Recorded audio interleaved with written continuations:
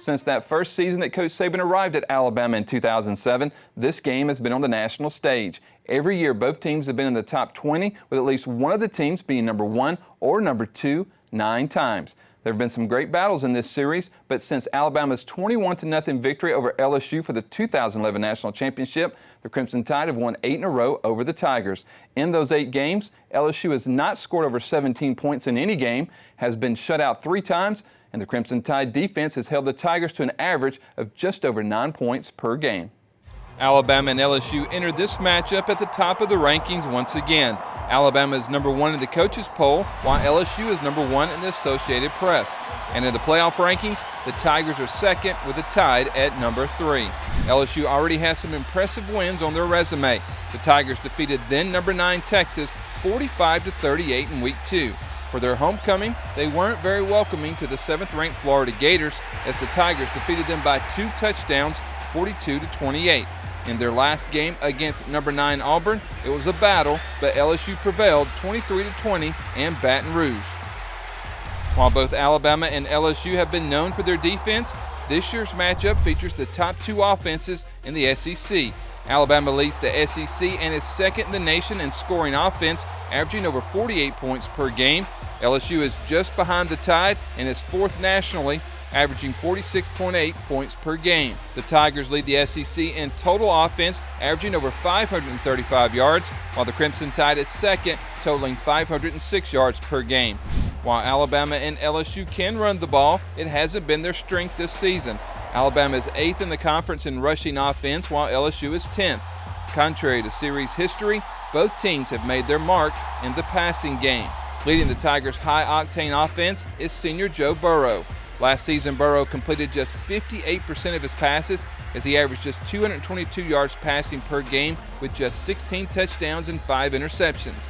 Last season in Baton Rouge, LSU couldn't score against the Tide, as Burrow completed just 18 of 35 passes for 184 yards and an interception in the 29-0 loss to the Tide. What a difference a year makes for the Tigers' QB. This season, Burrow looks like a Heisman front runner. He is completing 79% of his throws for a SEC best 350 yards per game and already has a conference best 30 touchdowns with just 4 interceptions. I think he fits the scheme very well, but I think he's a very talented guy, and I think he'd do well in any system. But because this is more of a spread system now, I think he can see what's happening and make good decisions, and he's been very effective.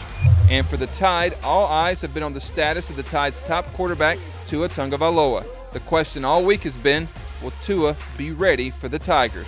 Look, Tua's worked hard to try to get back where he has an opportunity to play. He's been able to practice some. We still don't know what his status for the game is going to be. We'll make it, when the game comes. I don't know what kind of setbacks he's going to have and how he's going to continue to progress. While Alabama's receivers are regarded among the nation's best, LSU has some pretty good receivers as well. The Tigers have 3 of the top 10 receivers in the SEC in receiving yards, with Jamar Chase and Justin Jefferson being the top 2 in the conference. That duo is also tied with Devontae Smith for the league lead in touchdown receptions with 9. The second-ranked Tigers will be without one of their star players on the defensive side. The Tigers' sack leader, Michael Divinity, left the team due to a personal matter. Despite already missing 3 games this season, the senior outside linebacker leads the LSU defense with 3 sacks. In a matchup like this, big plays and turnovers can be the difference, and so far this season, that favors the Tide. While Alabama and LSU are number 1 and 2 in the SEC in turnover margin, there's a large gap between the two. Alabama leads the SEC in turnover margin at plus 13 and is first in the nation, averaging 1.63 per game. The Tigers are second behind the Tide in the conference and 33rd nationally at plus 4. Alabama has the longest home winning streak in the nation right now at 31 games. Kickoff is scheduled for 2:30. The game will be broadcast on CBS. Due to heightened security, if you're coming to the game, you may want to arrive a little early. Reporting from the Crimson Tide Production Studio inside Bryant-Denny Stadium, I'm Christopher England with Tide TV.